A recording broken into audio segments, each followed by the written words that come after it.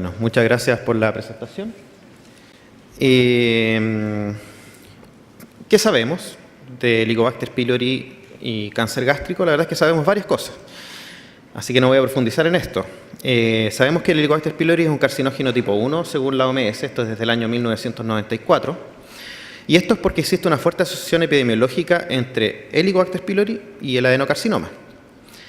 Ahora, ¿qué fundamenta esta asociación? Y la evidencia fisiopatológica disponible muestra, como lo mostró el doctor Pérez anteriormente, es que existe una infección temprana por Helicobacter pylori.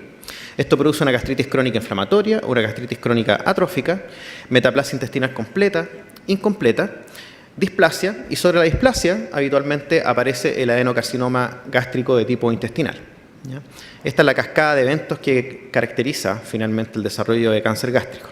Entonces yo no voy a profundizar en esto. Mi objetivo primordial en esta presentación es contestar estas siguientes preguntas y contarles a ustedes cuál es la evidencia que sustenta la respuesta de estas preguntas. La primera pregunta es cuál es la magnitud de la asociación epidemiológica entre Helicobacter pylori y cáncer gástrico.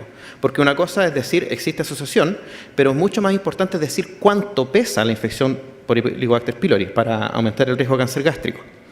La segunda pregunta es si la erradicación del Helicobacter pylori disminuye el riesgo de cáncer gástrico en población general.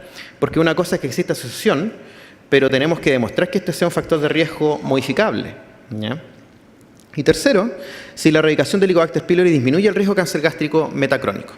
Entonces mi idea es mostrarle toda esta evidencia más o menos como 15 minutos y los últimos 5 minutos centrarme en discutir un poco cuáles son las complejidades actuales del tratamiento del Helicobacter pylori en Chile. Entonces vamos con la primera pregunta. ¿Cuál es la asociación epidemiológica entre Helicobacter pylori y cáncer gástrico? Bueno, el cáncer gástrico es la quinta neoplasia más frecuente a nivel mundial. La mayoría se produce en países subdesarrollados, 70%. Los principales factores de riesgo son edad. El 94% de los cánceres gástricos se producen en personas mayores de 45 años. El sexo masculino tiene 2 a 5 veces más riesgo el hombre de desarrollar cáncer gástrico que la mujer.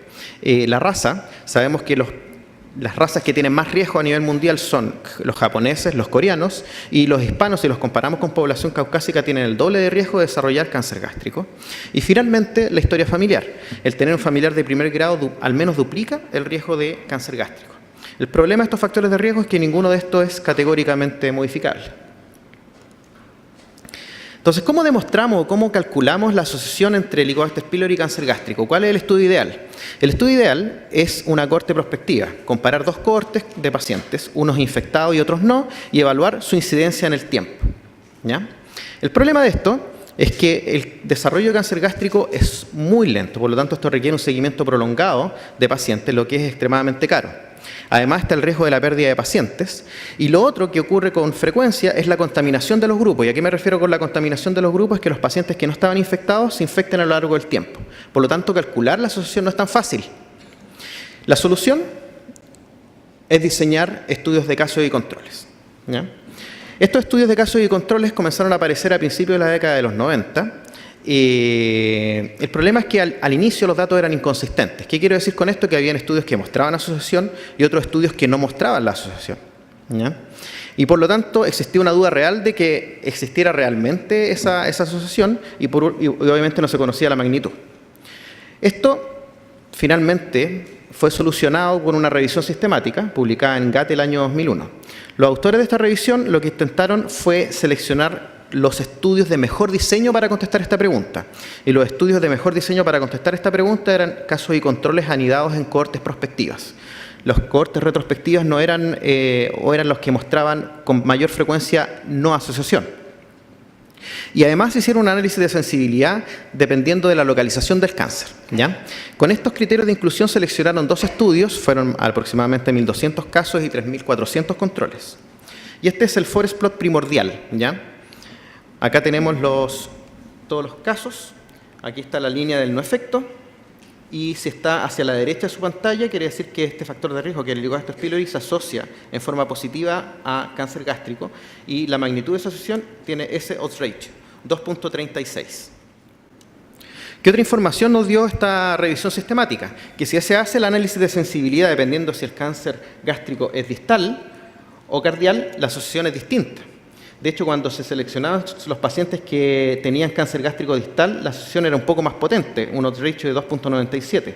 Sin embargo, si nos vamos al cáncer cardial o de la unión gastroesofágica, esa asociación se pierde porque el estimador puntual cae precisamente en la línea del no efecto. ¿Qué otra información nos dio esta revisión sistemática? Es que a mayor tiempo de infección, mayor es el riesgo. Entonces, los estudios que reportaban una infección menor a 10 años, el odds ratio era de 2.39, y si la infección era más de 10 años, el odds ratio era de 5.39. También podemos decir que el Helicobacter pylori no es sexista, considerando todas las monivilizaciones que han ocurrido en el último tiempo. No existe, da el mismo riesgo para hombres y mujeres, ¿ya? Esa diferencia que está ahí no es estadísticamente significativa, ¿ya? Y la asociación parece ser positiva tanto para el adenocarcinoma de tipo intestinal como para el tipo difuso, al menos en esta revisión sistemática. En suma, en población general, la infección por Helicobacter pylori al menos duplica el riesgo de adenocarcinoma gástrico. Entonces, esa es más o menos la magnitud, entre 2 o 3 veces. Vamos a la siguiente pregunta. La siguiente pregunta es si la erradicación sirve, ¿ya?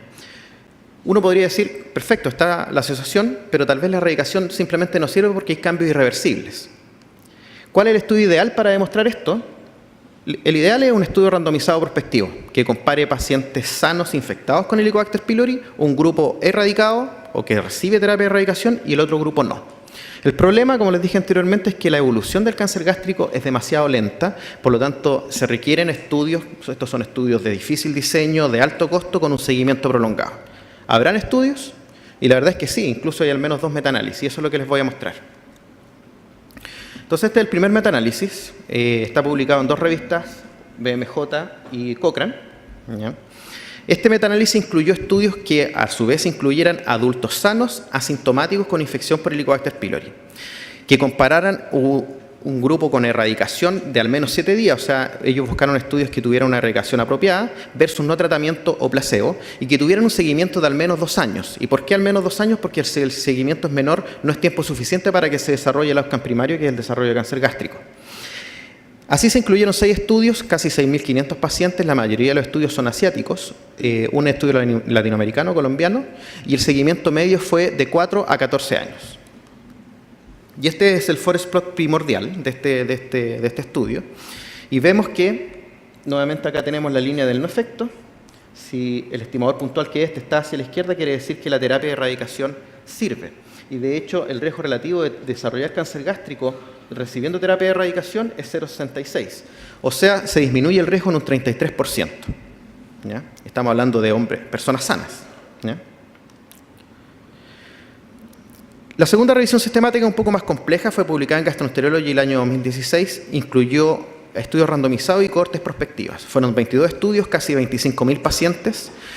Utilizaron una medida de efecto un poquito más apropiada, porque todos los estudios tienen distintos tiempos de seguimiento. Entonces, para poder sacarse encima el sesgo, porque hay más cáncer gástrico mientras mayor sea el seguimiento, es que utilizaron una razón de riesgo en términos de tasa de incidencia.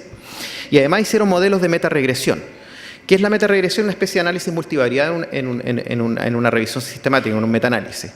Y la importancia de esta metaregresión es que evaluaron si es que la erradicación tiene un efecto distinto dependiendo del riesgo basal de cáncer gástrico en la población donde se hizo el estudio, ¿ya? Y este es el forest plot primordial, ¿ya? Tenemos nuevamente la línea del no efecto. Si está hacia la izquierda, quiere decir que la terapia de erradicación sirve o disminuye el riesgo de cáncer gástrico. Y efectivamente, al menos en esta revisión sistemática que incluye estudios randomizados y de cohorte, el riesgo disminuye en un 45%. Acá están los estudios dependiendo del riesgo basal de cáncer gástrico. Estos son estudios en poblaciones donde el riesgo es bajo, el riesgo intermedio, y acá en poblaciones donde el riesgo es alto. Y lo que quiero mostrarles es que el estimador puntual va variando. Mientras mayor es el riesgo basal de la población, mayor es el efecto de la erradicación. Por lo tanto, ese es un dato importante. Si consideramos que Chile es un país de alto riesgo, nosotros tenemos más beneficio de la erradicación que países de bajo riesgo. En suma, la erradicación previene el desarrollo de cáncer gástrico y su efecto es mayor en poblaciones de alta incidencia de cáncer gástrico, y ese riesgo varía desde un 20 a un 50% en la disminución de riesgo, de acuerdo a la última revisión sistemática que les acabo de mostrar. Así vamos a la tercera pregunta. Ya sabemos que existe una asociación genuina entre Helicobacter pylori y cáncer gástrico. Sabemos que si erradicamos a pacientes que son incluso asintomáticos, sanos, disminuye el riesgo de cáncer gástrico a nivel poblacional. El punto es que, ¿qué pasa con los pacientes que ya tuvieron cáncer? ¿Qué sabemos? Sabemos que en Corea y en Japón, por sus programas de endoscopía precoz, detectan cáncer gástrico incipiente en casi la mayoría de los pacientes. El 45-50% de los cánceres gástricos son detectados en etapa precoz. Bajo este alero, la terapia de elección es la disección submucosa. Esto les ahorra recursos porque se ahorran gastrectomía y mejora la calidad de vida de los pacientes. ¿Por qué? Porque conservan el estómago. El problema es que la mucosa remanente tiene un altísimo riesgo anual de desarrollar cáncer y se estima que el 3% anual de los pacientes que son sometidos a ISD desarrollan cáncer al año, y esto es acumulativo. Lo otro que sabemos es que la infección por Helicobacter pylori produce cambios que son irreversibles de la mucosa. Sabemos que la gastritis atrófica es reversible, pero también sabemos que una vez que hay metaplasia intestinal, esta es irreversible. Entonces, bajo este alero, en pacientes que ya desarrollaron toda la cascada de eventos y desarrollaron cáncer, por lo tanto tienen daño irreversible en la mucosa, ¿vale la pena erradicarlos? Y hay una revisión sistemática, publicada en 2015 en PLOS ONE. Esta incluyó 10 estudios, 2 estudios randomizados, 8 estudios de cohorte, casi 6.000 pacientes, 5.881 pacientes. Y este es uno de los forest plots de esta revisión sistemática, en donde en los pacientes que fueron tratados disminuye el riesgo de cáncer gástrico metacrónico. Y acá, este es como el análisis por protocolo. En los pacientes que genuinamente fueron erradicados, también hay disminución del cáncer gástrico metacrónico versus los que no lograron ser erradicados. Ahora, el problema, primero, no es una revisión sistemática de gran calidad, si uno la revisa en detalle. Y es que los dos estudios de mayor calidad metodológica, que son los estudios randomizados, tienen resultados inconsistentes. Uno publicado en 2008 muestra un beneficio categórico de la erradicación, pero un estudio de igual diseño, publicado en 2013, no encuentra beneficios de la erradicación, ¿ya? Entonces, ¿qué hacemos? Entonces, tratando un poco de contestar esta incertidumbre, en marzo de este año se publicó en el New England Journal of Medicine un artículo coreano multicéntrico que evaluó en pacientes que habían sido sometidos a ISD por cáncer gástrico o displasia de alto grado, erradicación versus placebo, todos infectados con Helicobacter pylori, ¿ya? Esto, si esto hubiese estado claro, no sería ético, ¿ya? Por eso se pudo hacer este estudio, ¿ya? La erradicación fue por 7 días en una triterapia basada en claritromicina. Se analizaron 396 pacientes y esos son los outcomes. Cuando comparamos, después de un seguimiento medio de 5.9 años, el cáncer metacrónico en el grupo placebo fue 13%, mientras que en el grupo que recibió terapia de erradicación fue 7.2%, a pesar de que la tasa de erradicación fue 80%, ¿ya? Este es un análisis por intención de tratar, no por protocolo. Y además ellos comprueban que hay regresión de la atrofia. Y esto lo mostró ayer el doctor Riquelme. Este es el Kaplan-Meier de este estudio. La línea azul es el placebo y la línea roja es los pacientes que recibieron terapia de erradicación, y vemos que progresivamente la rama placebo desarrolla más cáncer gástrico metacrónico con un odds ratio de 0.5, diferencia que es estadísticamente significativa. En suma, en pacientes con cáncer gástrico incipiente tratados endoscópicamente, la terapia de erradicación parece disminuir el riesgo de cáncer metacrónico y potencia la gastritis atrófica. Por lo tanto, yo creo que, si bien pongo ahí que parece disminuir, deberíamos erradicar a los pacientes en este escenario. Ok, entonces está claro que tenemos que erradicar. El problema es cómo. ¿Y por qué digo el problema? Si uno revisa la evidencia, existen múltiples estrategias terapéuticas estudiadas con múltiples estudios randomizados. Está la terapia triple, terapia cuádruple, 7 versus 10 días, 7 versus 14 días, terapia concomitante, terapia secuencial, amoxicilina, claritromicina, metronidazol, tetracyclina, furacelidona, bismuto, etcétera, etcétera, etcétera. Difícil.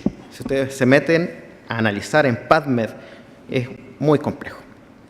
Por fortuna hay gente que hace revisiones sistemáticas y se preocupa de esto, y ya a finales de la primera década del 2000 estaba más o menos claro que la terapia triple basada en amoxicilina, claritromicina y un IVP por 14 días era la mejor terapia, la terapia de mayor éxito.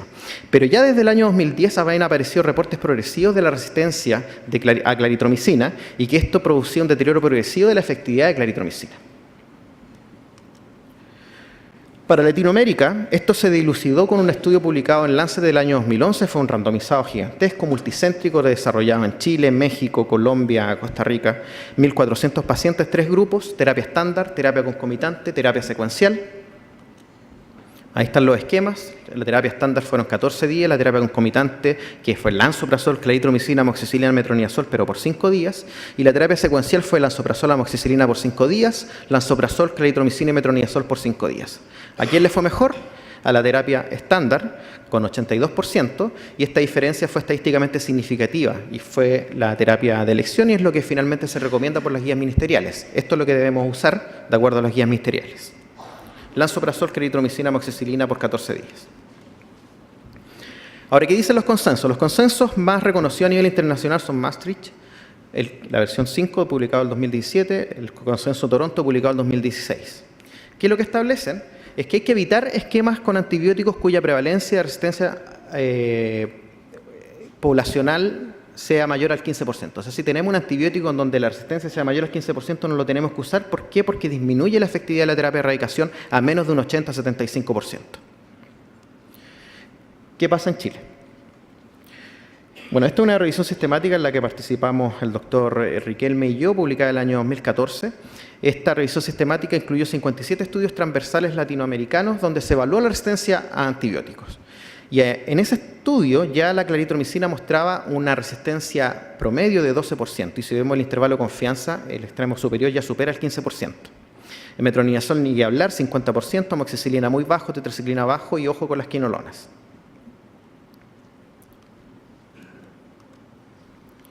En los 2 últimos congresos chilenos han aparecido al menos 2 estudios que muestran que existe una alta tasa de resistencia a claritromicina. Esto medido con técnicas moleculares, hasta un 33% de resistencia. Y esto se asocia a una disminución de las tasas de erradicación, ¿ya? Esto llega incluso a 66%, en lo que no es satisfactorio. Ahora, ambos estudios fueron diseñados en pacientes de la región metropolitana. El doctor Arenas y el doctor Riquelme, esta fue la tesis de grabación de la beca de gastroenterología UC del doctor Arenas, no voy a adelantar los datos, ¿ah? Pero ellos demostraron una resistencia a claritromicina en región metropolitana de 26%, y tuvieron una pequeña muestra en provincia donde la tasa de resistencia es muy baja, en Curanilahue, 5%. Y eso se asoció a que la erradicación en Santiago era 64% y la erradicación en provincia 94%, por lo que me parece que es un dato interesante. Entonces, ¿qué hacemos en Chile? Si tenemos evidencia de que existe una alta tasa de resistencia a claritromicina, ya no podemos utilizar la norma ministerial.